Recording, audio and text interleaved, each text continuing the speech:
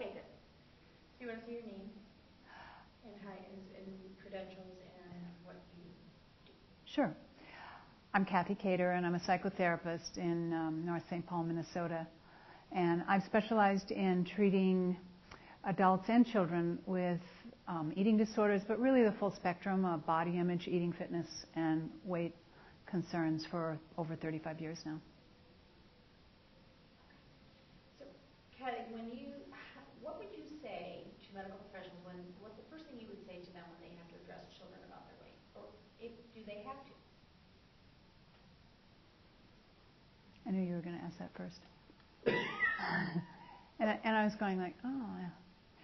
Well, you know, I would say to medical providers, I would say to anyone, educators, parents, anyone, that the main thing that we want to do is never make any assumptions about anyone based on their size and shape and weight. And, you know, so when a child is brought into your practice, you know, it's so easy to jump to those conclusions. That's not really what I wanted to say. Okay. Actually, I want to go here with it, and then I'll come to the children. You know, when fatter people come in to see me, you know, often they're coming because they want to lose weight. But they're really coming also with the immediate assumption that I'm going to be making judgments about them based on their size and shape. And in fact, you know, sort of as a protective thing, I think that they often, you know, offer, well, of course I need, you know, I will say, well, why are you here? And they'll say, well, of course I need to lose weight. I mean, look at me.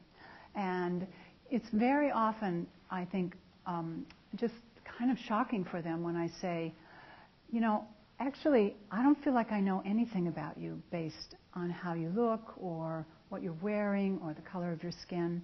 You know, so that's what we're going to find out, because the reality is that people are born to come in all different sizes and shapes, and fatter, thinner, taller, shorter. We really can't make any assumptions about that. So, you know, for children, those messages get passed down to them, and they get passed down at earlier and earlier ages.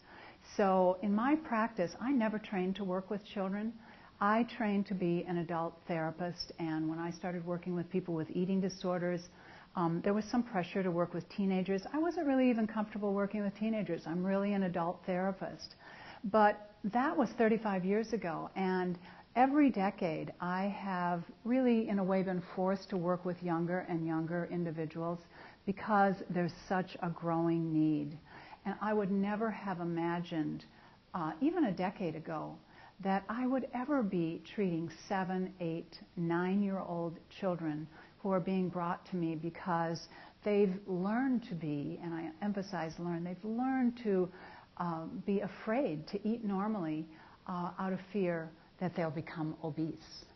And children who, these are children of all different sizes and shapes, including many thin children, but chubby children or children who actually are obese have already at those early ages learned to internalize the stigma that's so prevalent in our culture.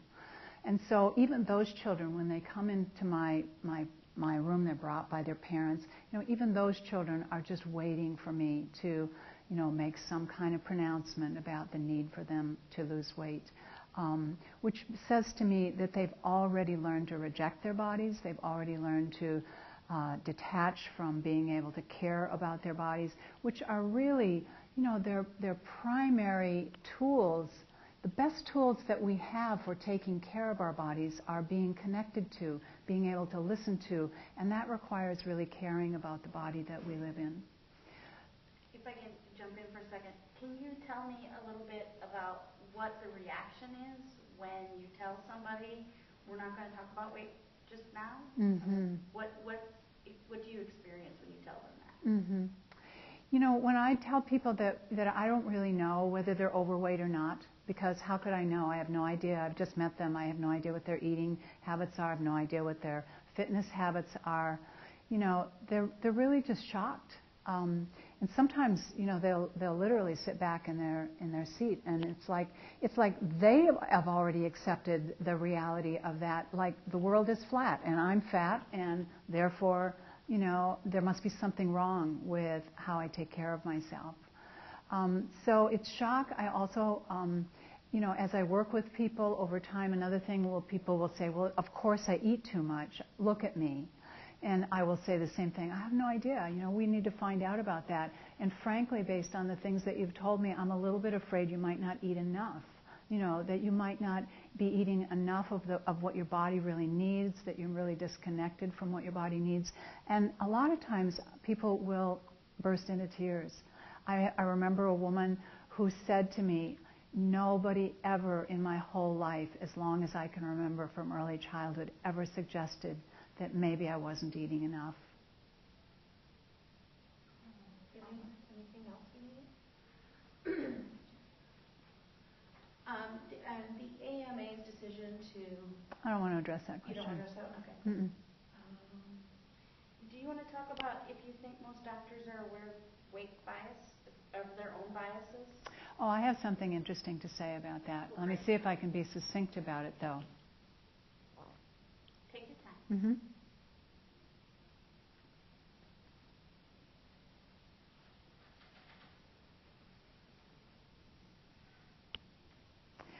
Well, my feeling is that most doctors really just want to take care of their patients in the very best way that they can, but that a lot of doctors are not at all aware of the biases that they hold against fatter people.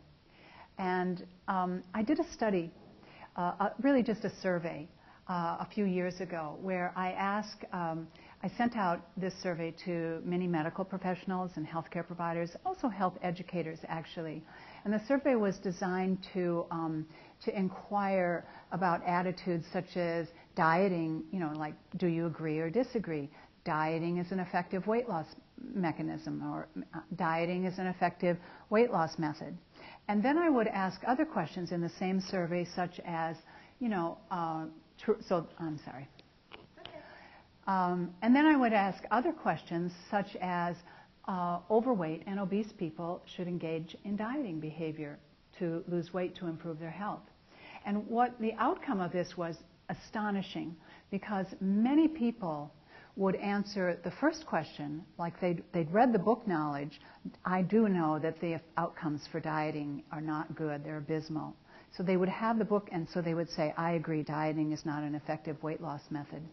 And then at the same time, though, later in the survey, when the question would come, should overweight and obese people be placed on weight reduction programs, they would say, I agree with that. And so, not even really, I think, aware themselves of the incredible dichotomy. The numbers were incredible. I would have like 60% of people agreeing on the one hand with this statement, and then 60% of the people on the other hand agreeing with a totally opposite, contradictory statement. And so, I think that there's a disconnect between the sort of knowledge base that many healthcare providers have and what they believe they have as options for what to do. I think many healthcare providers just don't know what to do instead of recommending weight-focused prescriptions. Do you think this dichotomy causes frustration within patients? This dichotomy between, I know weight loss doesn't work, but you're fat, so we're going to try this anyways? Do you think that patients feel frustration over that? Frankly, I think that so many people are still caught up in the weight-focused paradigm themselves and haven't been introduced to HACE, for example, that they just swallow the conflicts, the dichotomous thinking, and end up just blaming themselves, which is really wrong. Do you repeat that from that door slam thing? No, I didn't really catch that in the audio. I think it's fine. And then the one other question I would ask is, how do you think we can motivate medical professionals to do the extra work that it takes to address their own biases and resolve this dichotomy? Mm-hmm. Well, I definitely think that there is just plain outright bias in many individuals in the medical profession, and that's very tricky to address. I also tend to believe that most physicians are scientists at heart, and that if we're able to provide really all of the evidence to them that we have today, and they're really required to listen to all of that. I know that in my own conversations with medical providers that it's very, very important to cover all of the bases that I know that they're concerned about almost before I have a chance to allow them into the discussion. Because if I've only covered one or two or three of the bases that really are the fundamental evidence that support HACE, that once they get into the discussion, and if I haven't, kind of clinched the deal, they're going to just go right for, well, what about this and what about that? But when I'm able to provide the full circle of evidence, I often find that medical providers are just kind of speechless. It's like, oh, well, maybe we should be promoting health instead of size. So, I believe in the evidence myself, and I have had the experience of working with medical providers that when they are really faced with that evidence, that we can make a difference. Do you have anything else? No, I don't. Is there anything else you want to throw in there? I could say what I said in my ugly duckling slide. Oh, yeah. Did you like that? Yeah. Okay. So one of the lessons that I often teach my patients, and it's also in the Healthy Bodies curriculum, is helping children to choose role models that really make them feel good about themselves. And one of the ways that we help children to do that is to have them think about the story of the ugly duckling. And then we ask them to talk about, what if the swan had stayed with the ducks?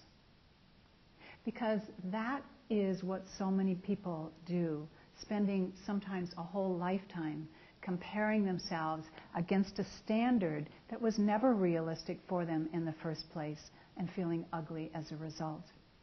And, is that really going to be helpful in people taking care of and caring for themselves? That's the important question. You rocked it. Thank you so much. Okay.